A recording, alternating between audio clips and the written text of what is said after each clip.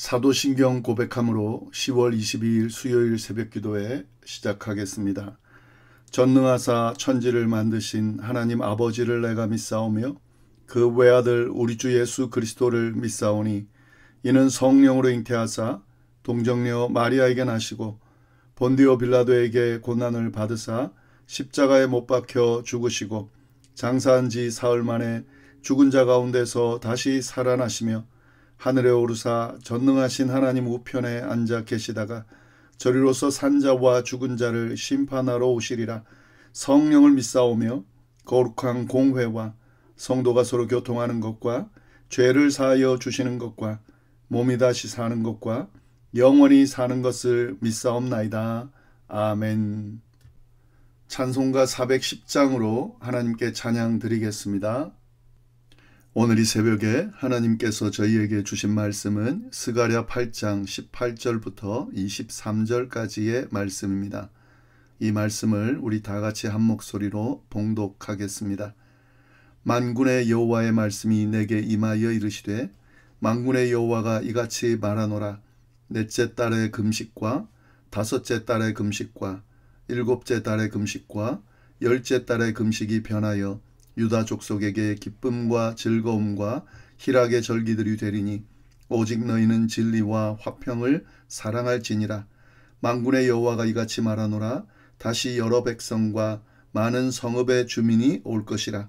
이 성읍 주민이 저 성읍에 가서 이르기를 우리가 속히 가서 만군의 여호와를 찾고 여호와께 은혜를 구하자 하면 나도 가겠노라 하겠으며 많은 백성과 강대한 나라들이 예루살렘으로 와서 만군의 여호와를 찾고 여호와께 은혜를 구하리라. 만군의 여호와가 이와 같이 말하노라. 그날에는 말이 다른 이방 백성 10명이 유다 사람의 하나의 옷자락을 잡을 것이라. 곧 잡고 말하기를 하나님이 너희와 함께 하심을 들었나니 우리가 너희와 함께 가려 하노라 하리라 하시니라. 아멘. 오늘 저희가 나눌 말씀 스가랴 하반절 말씀입니다. 8장 18절부터 23절까지 말씀인데요. 어제 저희가 1절부터 17절까지 말씀을 함께 나눴습니다. 하나님께서 예루살렘의 그 평화를 회복시키기를 원하시고 그래서 성전 재건에 힘쓰라고 격려하는 말씀을 저희가 함께 나누었습니다. 오늘 이 하반절 말씀은 하나님께서 슬픔을 기쁨으로 저주를 축복으로 바꿔주신다 라고 하는 선포의 말씀과 더 나아가서 열방이 예루살렘으로 몰려올 것을 예언하는 내용이 담겨져 있습니다. 어떤 내용인지 좀 더 자세히 보도록 하겠습니다. 18절 19절 말씀을 보시면 만군의 여호와의 말씀이 내게 임하여 이르시되 만군의 여호와가 이와 같이 말하노라. 넷째 달의 금식과 다섯째 달의 금식과 일곱째 달의 금식과 열째 달의 금식이 변하여 유다 족속에게 기쁨과 즐거움과 희락의 절기들이 되리니 오직 너희는 진리와 화평을 사랑할지니라. 지금 이 말씀은 우리가 7장에서 봤던 말씀 1절부터 3절 말씀을 보시면은 금식에 관한 그 질문이 나오는데요. 그 말씀과 연결이 되는 말씀입니다. 당시 이스라엘 백성들은 이 예루살렘 멸망과 관련해서 4가지 금식일을 지키고 있었는데 그 4가지 금식이 쭉 나오는 거죠. 넷째 달의 금식은 6월부터 7월에 행하는 금식이었습니다. 그때가 언제냐면 예루살렘 성벽이 무너진 날을 기억하면서 금식하는 달이 넷째 달 금식을 의미합니다. 그리고 다섯째 달 금식은 7월, 8월에 행해지는 금식을 말하는데요. 그때가 성전이 불에 탄 날, 그날을 기억하면서 금식하는 그런 금식의 내용입니다. 그리고 세 번째, 일곱째 달 금식이죠. 이것은 9월, 10월에 행해지는 금식인데 그때가 이 그달랴 총독이 암살을 당하던 날, 그날을 기억하면서 금식하는 그런 금식일을 지키고 있었고요. 마지막에 열째 달, 이건 12월, 1월을 말하는데요. 그때 행해지는 금식은 바벨론이 예루살렘을 포위한 날을 기억하면서 그에 대한 금식을 쭉 지키고 있었습니다. 그러니까 이스라엘이 예루살렘이 멸망하면서 그렇게 성전이 불타고 예루살렘 성벽이 무너지고 그리고 총독이 암살당하고 바벨론이 예루살렘을 포위하던 그때를 기억하면서 금식일 절기를 쭉 지켰는데, 그럼 그 금식일은 결국 어떤 날을 지키는 거죠?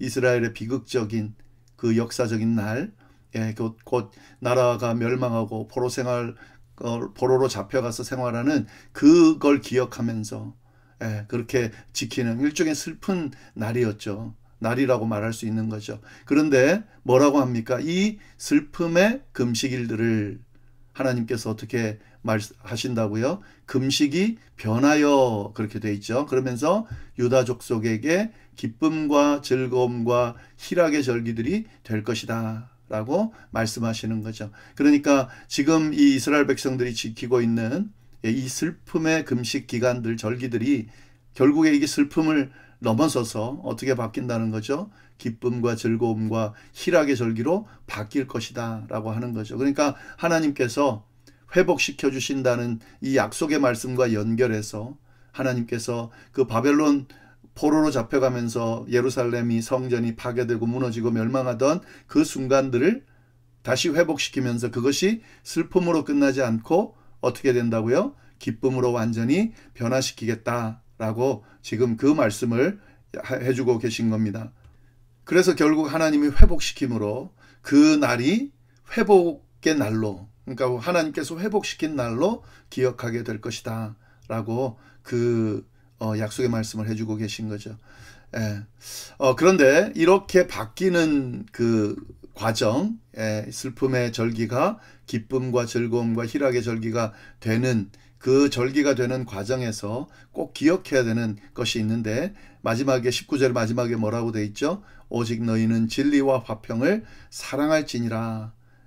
그러니까 이런 그냥 단순하게 슬픔이 기쁨으로 바뀐다 이런 게 아니라 하나님께서 이 슬픔을 기쁨으로 바꿔주는데 그 어떤 조건 같은 게 있는 거죠. 그게 뭐냐면 진실과 화평 안에서 이런 어떤 삶의 변화가 일어나기를 바라고 있는 하나님의 마음이 담겨져 있는 거죠. 그러니까 옛날 그 멸망할 때의 조상들처럼 그렇게 하나님을 버리고 거짓되고 이렇게 평화롭지 못한 그런 삶을 살아가던 그런 모습을 벗어나서 오직 하나님 안에서 함께 하나님의 뜻을 따르고 그리고 서로 화평하면서 하나님의 자녀로서 하나님의 백성답게 살아가는 그런 어떤 회복들이 일어남으로써 이런 슬픔의 절기가 기쁨의 절기로 바뀔 것이다 라고 말씀하고 계신 거죠.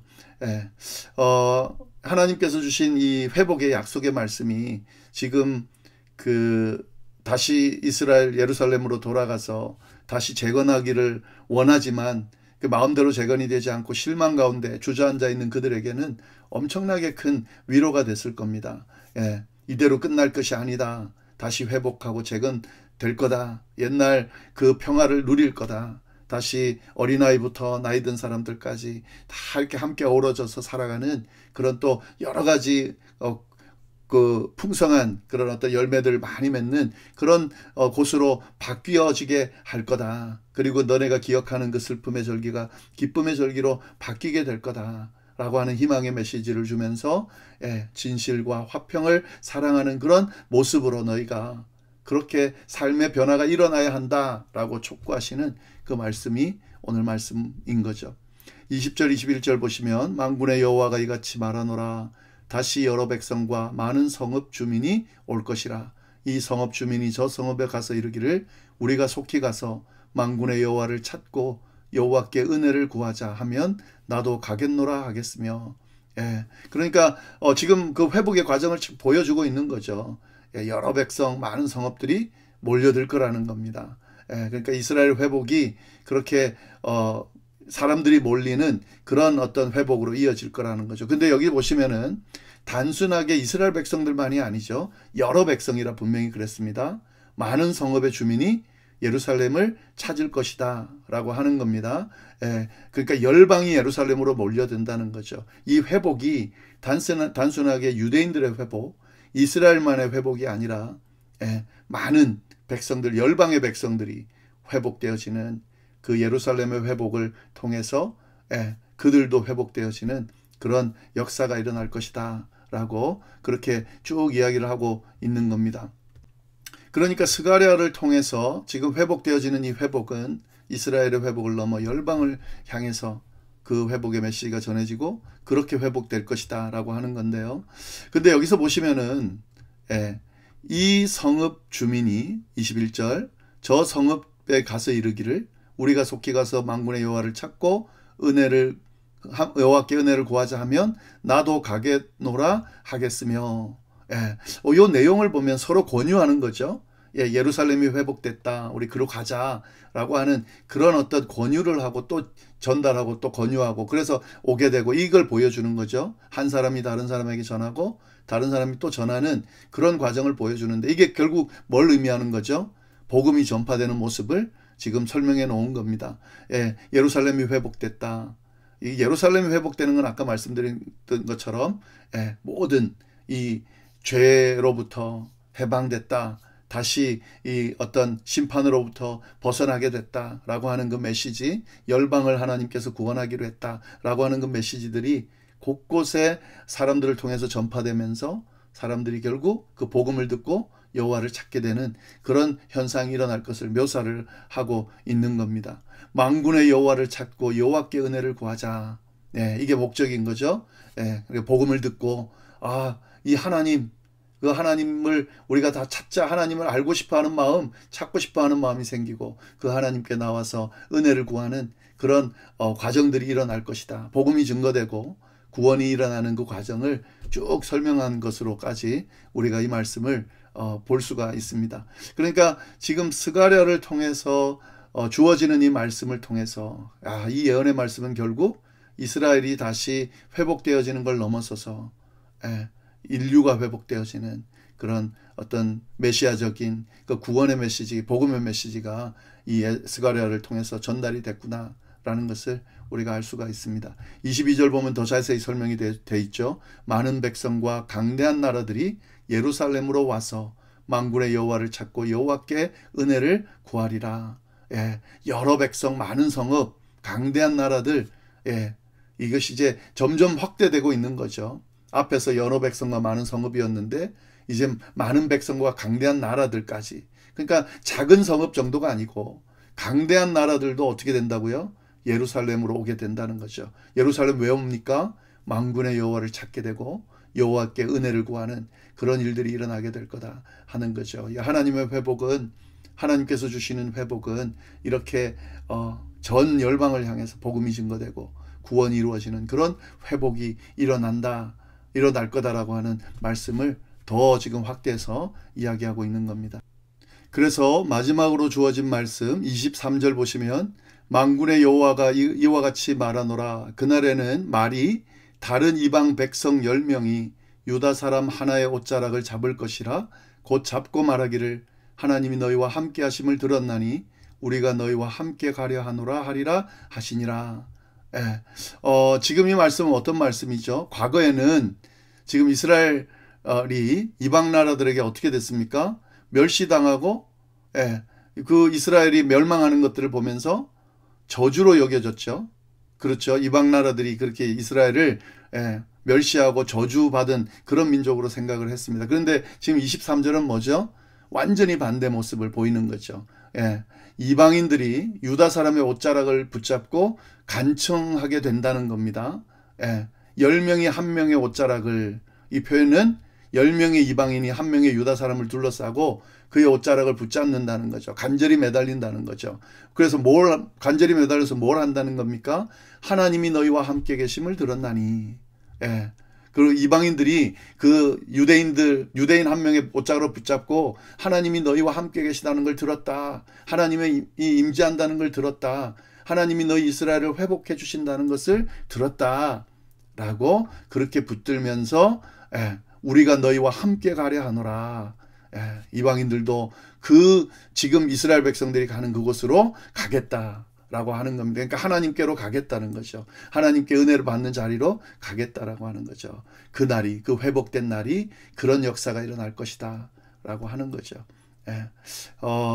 지금 이것이 그 완전히 그 구원의 메시지죠. 복음의 메시지고 예수 그리스도를 통해서 이 복음이 증거되고 이방인들도 그 복음을 받아들이고, 그래서 이스라엘의 하나님만이 아니라 모든 인류의 하나님으로 또 예수 그리스도를 통해 구원의 은혜가 그 모든 인류에게 전파되어서, 그래서 하나님께로 쭉 나오게 되는 그날이 임할 거다라고 스가랴가 그렇게 예언의 말씀을 하고 있는 겁니다. 그리고 그 말씀은 성취되죠. 그래서 결국에는 이스라엘 민족도 재건이 됐지만, 그 메시지, 궁극적인 메시지, 예언의 메시지, 예수 그리스도를 통해서 모든 인류가 다 구원의 자리에 임하게 되고, 그리고 이방인들, 유대인들 할 것 없이 예수 그리스도를 구주로 믿고 고백함으로 하나님께 나아가게 되고 하나님의 백성이 되는 그런 예언의 말씀이 이루어지는 역사가 일어나게 되죠. 그래서 우리가 구원을 얻게 된 거죠. 자, 오늘 말씀 굉장히 희망적인 말씀이죠. 이렇게 이스라엘 백성들에게 있어서 희망적인 말씀인데, 결국에는 이 말씀이 우리들에게 하시는 말씀이죠. 하나님께서 주시는 말씀은 이렇게 회복의 말씀이고, 이런 회복의 말씀을 통해서 하나님 안에 있을 때에 그 회복은 우리의 인생 전체를 바꿔놓을 수 있고, 결국 우리의 인생 전체만 바꿔놓는 것이 아니라 우리가 속해 있는 가정과 교회와 또 이 세상조차도 바꿀 수 있는 그런 하나님의 능력과 희망이 분명히 있다는 것을 우리에게 보여주고 있습니다. 결국 지금 이 세상을 향해서 우리가 이 메시지를 전할 수 있어야 되겠죠. 지금 이 스가랴에서 말하는 이 말씀을 우리는 이미 알고 있잖아요. 이 예언이 예수를 통해서 구원이 이루어졌다는 것을. 그리고 그 복음의 메시지를 온 세상에 또 전하라고 하는 이 계시의 말씀이 되기 때문에 우리가 이 말씀을 아멘으로 우리가 받으면서 그 복음의 말씀을, 이 계시의 말씀과 연결되어지는 복음의 말씀을 우리 주변에 또 이 세상 가운데 전하면서 그렇게 살아야 한다라고 하는 말씀이 오늘 이 말씀을 통해 우리에게 주시는 그런 깨달음의 말씀입니다. 네, 오늘 이 말씀 우리가 잘 다시 한번 묵상하면서 우리의 삶에 또 잘 적용할 수 있기를 바랍니다. 복음의 메시지를 받은 그런 희망의 구원의 은혜를 받은 자들인 걸 다시 한번 기억하고 이 구원의 은혜, 구원의 복음을 전하는 삶을 살아가는 우리가 되기를 간절히 바랍니다. 기도하겠습니다. 하나님 아버지 감사합니다. 귀한 말씀을 통해서 또 우리를 교훈하시고 깨닫게 하시고 우리의 삶이 어떠해야 되는지를 또 그 방향을 알려주셔서 감사를 드립니다. 우리의 삶의 모든 과정 가운데 우리가 절망적인 어떤 그런 역경이나 그런 상황 가운데 있을 때도 하나님께서는 우리에게 희망의 메시지를 늘 전해주시고 그 희망의 메시지를 통해서 우리를 온전하게 구원해 주시는 구원의 자리로 인도하신다는 사실을 늘 기억하면서 이 구원의 은혜 안에 머물 수 있도록 인도하여 주시고 또 이 구원의 메시지를, 이 복음의 메시지를 주변에 또 세상 사람들에게 전하는 그런 삶을 살아갈 수 있도록 주여 인도하여 주옵소서. 감사하며 예수님의 이름으로 기도드립니다. 아멘.